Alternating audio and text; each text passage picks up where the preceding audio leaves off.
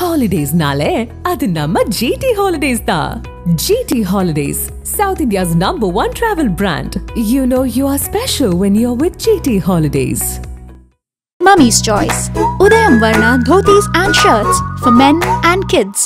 ஆஹா கல்யாணம் மார்ச் 20 முதல் திங்கள் முதல் வெள்ளி வரை இரவு 7 மணிக்கு உங்கள் விஜய். என்னுடைய நாவல் படமாக்குறாங்க. ஒரு சில பேர் நடுவில் வந்து படமாக்குறோம் அதை பண்றோம் அப்படின்ற போது அதை நம்மளால தடுக்க முடியலன்ற ஃபீல் எப்பயாவது பண்ணிருக்கேன். நிறையா நான் வெளியே சொல்ல விரும்பல. இது நான் எத்தனை பேர் மேலே நம்ம புகார் சொல்ல முடியும்? அவங்க அசிங்கமாக இருக்கும். நீ என்னன்னு படம் எடு, ஆனால் குற்ற பரம்பரை முறைன்னு டைட்டில் வைக்காத. அது என்னோட கனவு படம்.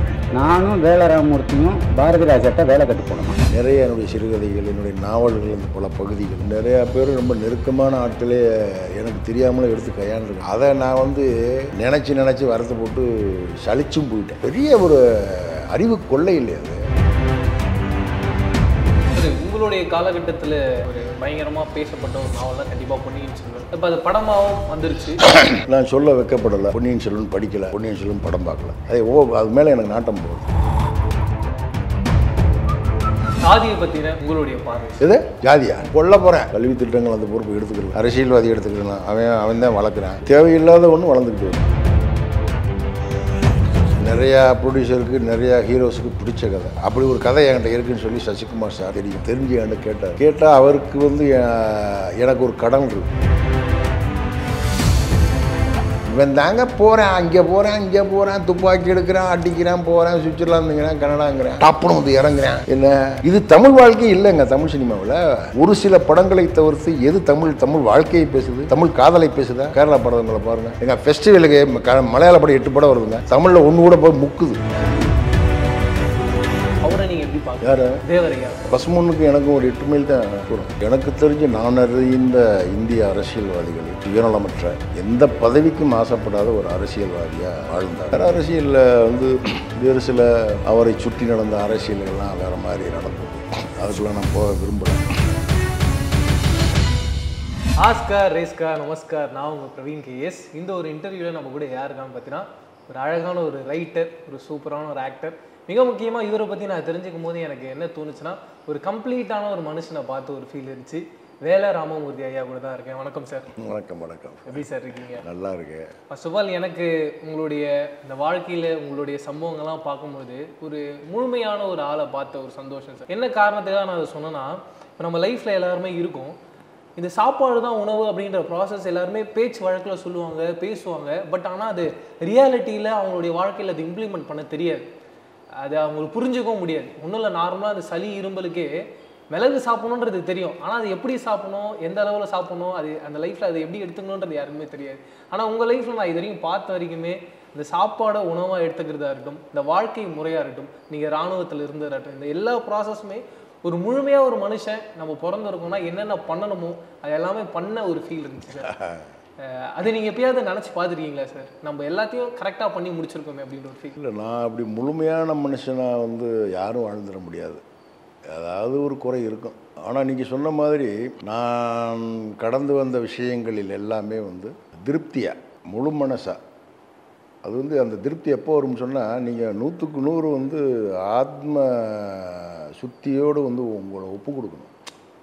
எழுத்துலேயும் சரி, நடிப்புலேயும் சரி, இராணுவத்தில் இருக்கிற போதும் சரி, எல்லாமே போஸ்டல் டிபார்ட்மெண்ட்டில் வந்து இங்கே வந்து தொழிற்சங்கத்தில் இருக்கிற போதும் சரி, எல்லா ஒவ்வொரு காரியங்களிலும் நான் எடுத்து வைத்த அடிகளிலெல்லாம் நான் என்ன முழுசாக ஒப்பு கொடுத்தேன். அதில் எந்த குறையும் நான் வைக்கலை. அதனாலேயே எல்லா விஷயங்களும் நல்லபடியாகவே நடந்தன. என்ன அந்த திருப்தி எனக்கு இருக்குது, உண்மையிலே இருக்குது. அதே மாதிரி நீங்கள் சொல்லியிருந்தீங்க ஒரு இன்டர்வியூவில், என்னுடைய நாவல் படமாக்குறாங்க அப்படின்ற ஒரு ஐடியா 2-3 பேர் பேசிகிட்டு இருந்தாங்க. பட் இருந்தாலும் ஒரு ராஜமௌலி மாதிரியான பெரிய டேரக்டரால் தான் அது பண்ணால் நல்லாயிருக்குன்றது என்னுடைய ஒரு சந்தோஷம். எனக்கு அப்போ என்ன தோணுச்சுன்னா, ரைட்டர்ஸ்குள்ளே அவ்வளோ ஒரு ஏக்கமும் ஒரு பெரிய எதிர்பார்ப்பும் இருக்குது. ஏன்னா அவங்களுடைய எழுத்துக்கள் அவ்வளோ பிரம்மாண்டமாக இருக்குது.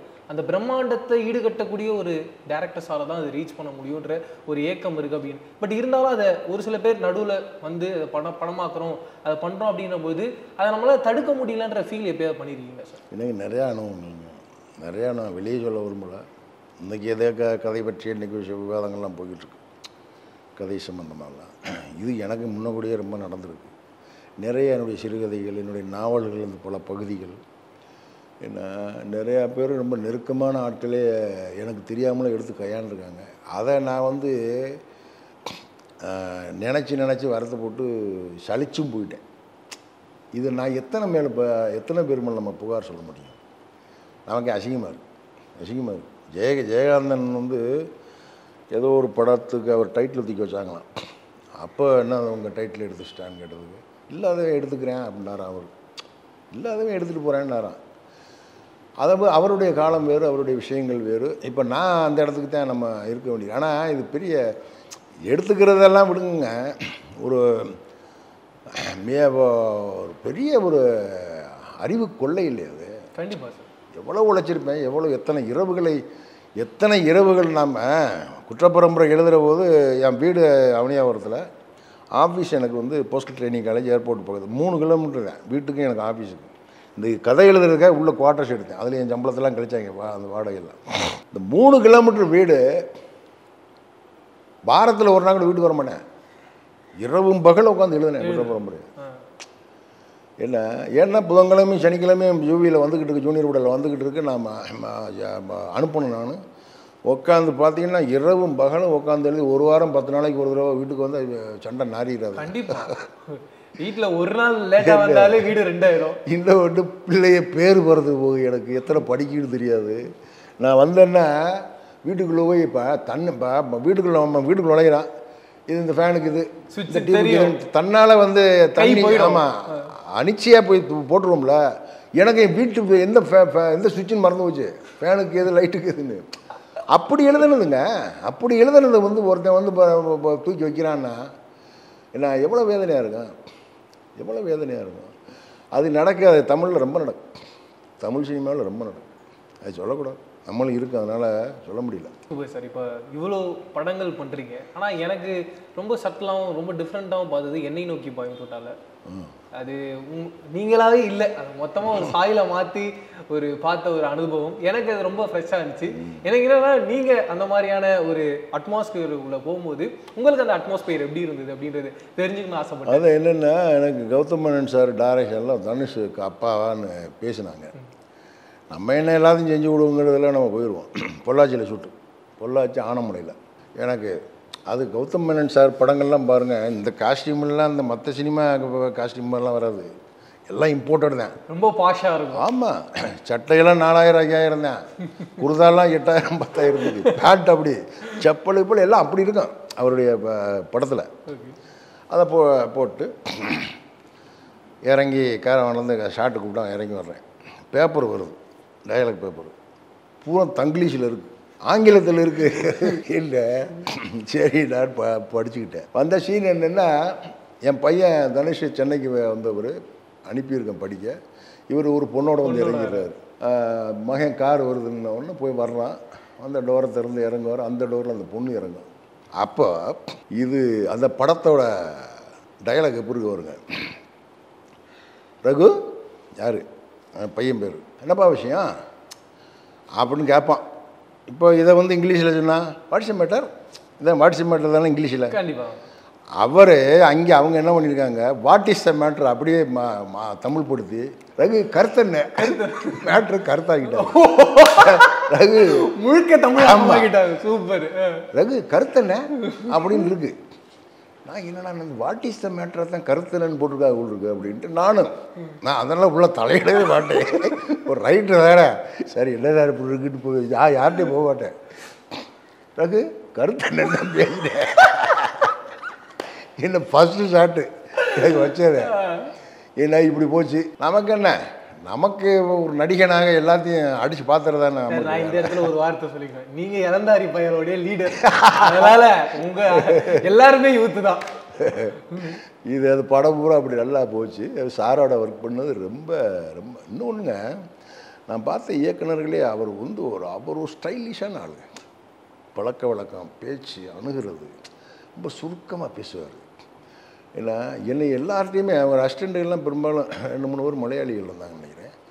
பெண்கள் 2-3 பெண்கள்லாம் எல்லாத்துட்டையுமே கிரேட் ரைட்டர் இப்படி தான் அறிமுகப்படுத்தினார்.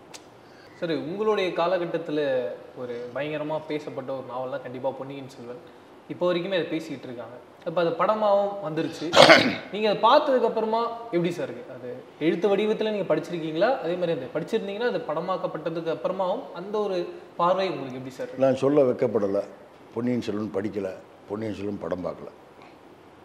பொன்னியின் செல்வன் மட்டும் இல்லை, நான் தமிழில் வந்து சரித்திர நாவல்கள், நான் என்னுடைய சின்ன வயசில் பிரபல்யமான நாவல்கள் இருக்கு இல்லையா, பெரிய எழுத்து, அதில் எதையுமே நான் படிக்கல. அது மேலே எனக்கு நாட்டம் போகல.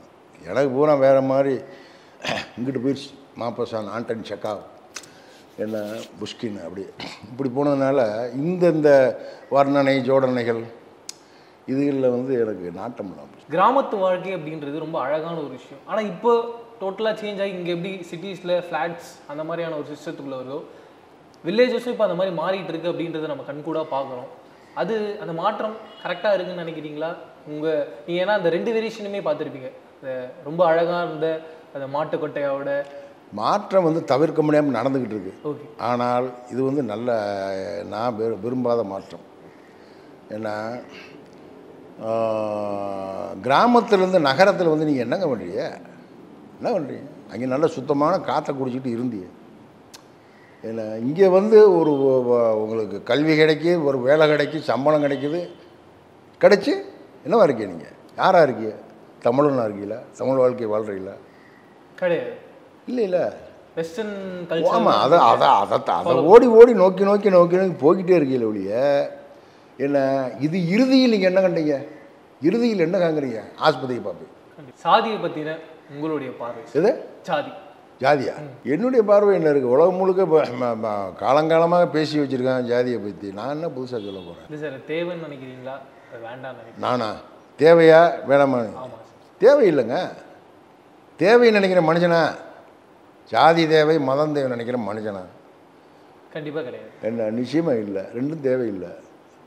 ஏன்னா இதுபோல் எவ்வளவோ வேண்டாத விஷயங்கள் நிறையா இருக்குது. அவையெல்லாம் வந்து மக்களால் அடையாளம், அதை யார் அடையாளம் காட்டுறது? உங்களுக்கு கல்வித்திட்டங்கள் அடையாளம் காட்டணும்.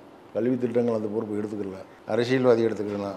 அவன் தான் வளர்க்குறான். ஏன்னா அவங்க பாலிடிக்ஸ் பண்ணது தேவைப்படுது. ஆமாம், அதனால் வந்து இது தேவையில்லாத ஒன்று வளர்ந்துக்கிட்டு வரும். மிக முக்கியமாக தேவர் மகன் படம், அது ஒரு பயங்கரமான ஒரு படம். அதில் கமல் சாரோடைய ஆக்டிங்கும் உங்களுக்கு ஒரு ஃபேவரட்டான ஒரு ஆக்டராகவும் இருக்குது. அதை எப்படி சார் பார்க்குறீங்க? ஏன்னா நான் தேவர் ஐயாவை பற்றி கேட்ட கதைகளில் எனக்கு ரொம்ப இம்ப்ரெசிவாக இருந்தது. அவருக்கு மட்டும்தான் அந்த வாய் பூட்டுன்ற ஒரு சட்டம் வந்துச்சு அப்படின்றத சொல்லியிருந்தாங்க. அது கேட்கும் போதே அவ்வளோ இம்ப்ரெஸ்ஸாகவும் பயங்கரமாக இருந்துச்சு. அவரை நீங்கள் எப்படி பார்க்குறீங்க? யார்?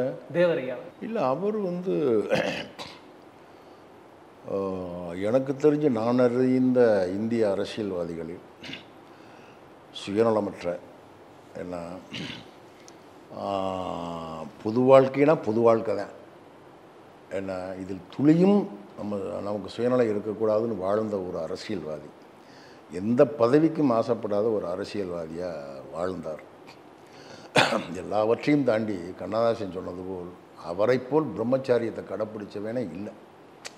எத்தனையோ பிரம்மச்சாரிகளை சொல்லுவாங்க, அரசியல்வாதியிலே கல்யாணமாக இருந்தாங்க. அவரை போல் வந்து பிரம்மச்சாரியத்தை கடைப்பிடிச்சவங்க இல்லை. இது எங்கள் பக்கமெல்லாம் இப்போ பசுமொன்னுக்கு எனக்கும் ஒரு 8 மைல் தான் தூரம், பக்கம்தான். எங்கள் பக்கத்தில் எப்படின்னு சொன்னால், நாங்கள் சின்ன வயசில், இப்போ பணப்புழக்கம் நிறையா இருக்குது, சின்ன வயசில் ஒரு 100 ரூபா முழுத்தாள் 100 ரூபா வீட்டில் இருந்துச்சுன்னா, எங்கள் வீட்டில் 100 ரூபா தாள் இருக்குதுன்னு காட்டுறதுக்காக கடைக்கு சில்லறை கட்டு போவாங்க. ஏன்னா 100 ரூபாய்க்கு சில்லறையை விட்டு இருக்காது. எங்கள் வீட்டில் 100 ரூபா இருக்குடா அப்படின்னு காட்டுறதுக்காக கடைக்கு சில்லறை கட்டு போவாங்க. அப்படிடா ஊர், அப்படி நாடு. அங்கே ஒரு 32 கிராமத்துக்கு அதிபதிங்க அவர். 32 கிராமத்துக்கு அதிபதி என்ன ஆட்டம் ஆடி இருக்குது. என்ன அத்தனை பெண்ணாசை மண்ணாசை அனைத்தையும் துறந்து துறவியாக வாழ்ந்த மக்களெல்லாம் வந்து தெய்வமாக பார்த்தாங்க அவரை. அதற்கு சற்றும் தகுதி குறைவற்ற, எல்லா தகுதிகளும் உடைய ஒரு அரசியல்வாதியாக இருந்தார். அரசியலில் வந்து வேறு சில அவரை சுற்றி நடந்த அரசியல்கள்லாம் வேறு மாதிரி நடந்தது. அதுக்குள்ளே நான் போக விரும்பலை. அவர் மேலே வந்து இன்றைக்கி 1000 சொல்லுவாங்க. ஒவ்வொரு எந்த மேடையில் ஏறினாலுமே எடுத்தோடனே அவர் என் அரிஜன சகோதரிலேருந்து ஆரம்பிப்பாங்க சொல்லுவாங்க மேடை பேச்சு. அப்படிப்பட்ட ஒரு ஆள். அப்புறம் வந்து அவரை வந்து ஏகப்பட்ட அரசியல் திரைகளும் அதுகளும் கரைகளும் போட்டு அடிக்கிறாங்க. அதுக்குள்ளே நான் போக விரும்பலை. அவர் ஒரு மிகப்பெரிய ஒரு மகான். அதே மாதிரி அந்த தேவர் மகன் அப்படின்ற அந்த டைட்டிலோட கமல் சாரோடைய படம் வருது.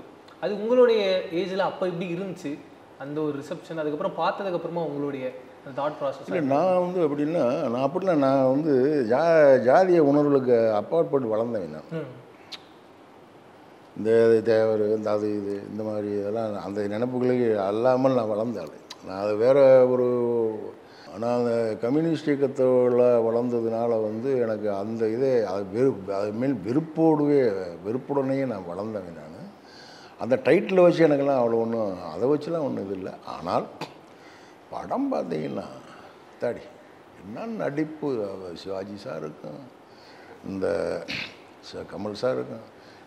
நான் போகிறேனே கோயம்புத்தூர் ஃப்ளைட்டில் போகிறேன்லம்மா, போராடி நாளைக்கு போய் அந்த தேவர் வீட்டில் சிக்காரில் உள்ள வீட்டில் அது என் வீடாக காட்டுறேன் அந்த படத்தில். ஓ அப்படிங்களா? நான் நடிக்க போகிற படம். ஆமாம், ஏற்கனவே ஒரு ஷெட்யூல் போயிருக்கீங்க.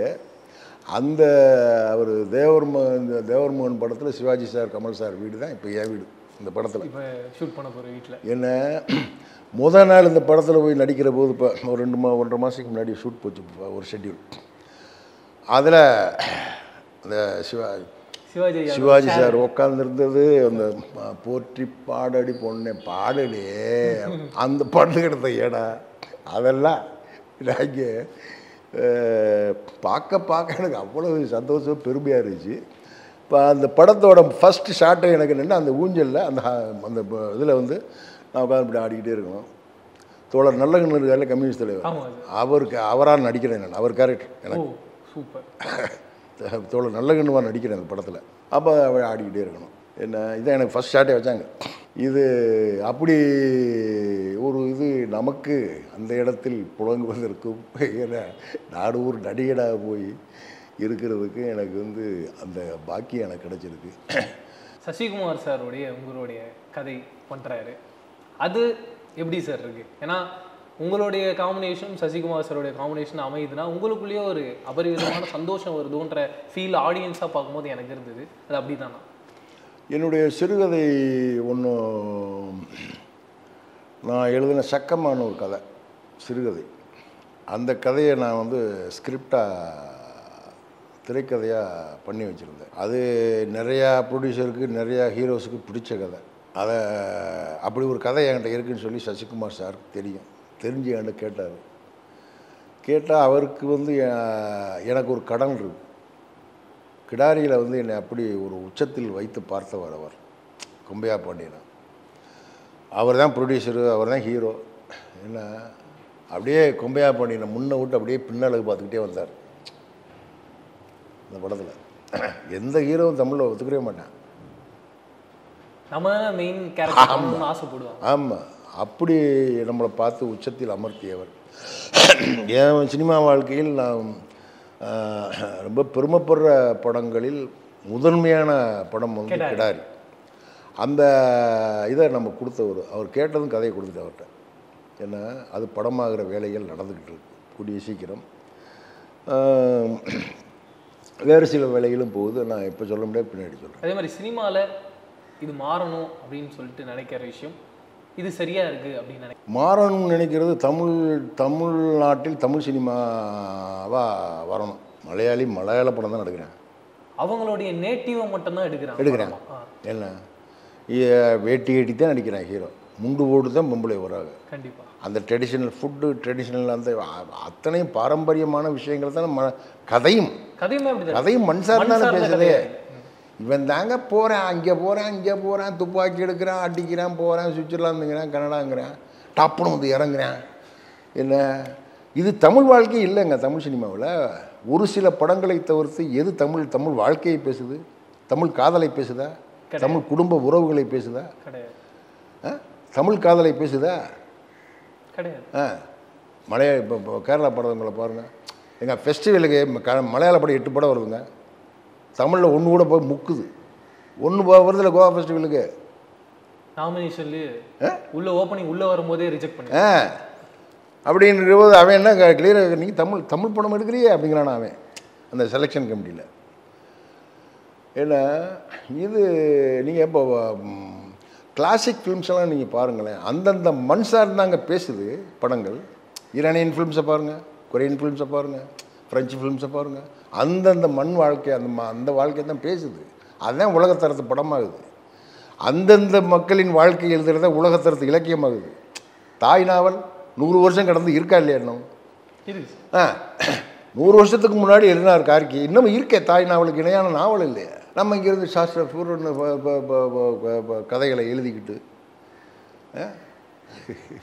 அதனால் மண் சார்ந்து பேசுங்க, மக்கள் சார்ந்து பேசுங்க, படம் எடுங்க, எழுதுங்க. தமிழ் சினிமாவில் தமிழ் சினிமா எடுங்க. வாழ்க்கை கிடக்குங்க. எவ்வளவு சுவாரஸ்யமான வாழ்க்கை. ஒவ்வொரு ஊர்களையும் கிடக்கு, ஒவ்வொரு குடும்பத்துக்குள்ளேயும் கிடக்கு. என்ன அதை சொல்லுங்கள். கலாச்சாரம் சார்ந்திருக்கு, உறவு சார்ந்திருக்கு, உறவு சிக்கல்கள் இருக்குது,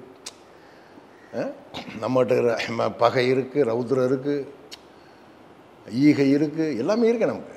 இதை சொல்லேன் உங்களோட உணர்வு அப்படி கொண்டு போய் பெரிய கமர்ஷியல் சினிமான்னு சொல்லி தமிழ் வாழ்க்கை அல்லாத சினிமாக்களை உச்சத்தில் உட்கார வச்சு இந்த சினிமாக்களையும் வரவே விட மாட்டேங்கிறேன். தியேட்டருக்கே வருதில்லை இந்த படங்கள். இந்த மாதிரி நான் சொல்கிற கதைகள்லாம் வேதனையாக இருக்குது உண்மையிலே. Holidays-nale, adu namma GT Holidays da. GT Holidays, South India's #1 travel brand. You know you are special when you're with GT Holidays. Mummy's Choice. Udayam Varna dhotis and shirts for men and kids. ஆஹா கல்யாணம் March 20 முதல் திங்கள் முதல் வெள்ளி வரை இரவு 7 மணிக்கு உங்கள் விஜய்.